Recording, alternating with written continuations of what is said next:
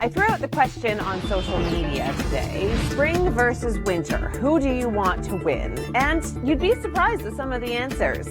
I'll go with winter. It's all about the records for me at this point. No, good point, Tom, I guess. Blair. This is the obvious choice. Blair just sent me this picture. Didn't even answer the question, just sent in this picture. Winter has been the heavy champion. It's time for that rematch. I agree. I'd like to see spring win out. It looks like winter is winning. Again, Carol, I agree. We do have a little bit of winter weather. It's not finished with us yet. And spring and winter are engaged in the ultimate power struggle. Well, as temperatures get warmer, you may notice the skunks out in your backyard, or you may at least smell them. And Ryan, we have a few questions. What do we look for with skunks in particular? How do they become a nuisance around a home? Sure. Skunks can't climb like squirrels and raccoons, so where they're typically going to get in is they're going to burrow underneath structures that don't have foundations. So that might be an addition, a shed, a front porch.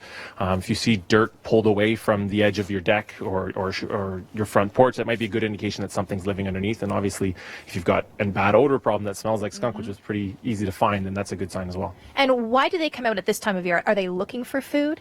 Well, during the deep cold, skunks are pretty inactive. They're not as active as they would be.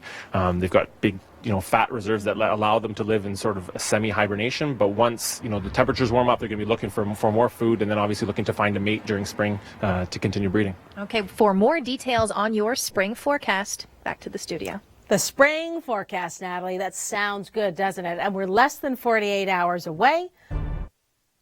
Well, as temperatures get warmer, you may start to smell skunks in your neighborhood. I know I have in my Guelph community. Take a look at where skunks typically go, underneath front porches or back decks, for example. They're not going to get inside your house like raccoons or squirrels, potentially. We're going to talk about how you can protect your home from skunks coming up in the next segment. Thanks very much, Natalie. Skunks, rodents, mice, squirrels. It's a busy time of year. It's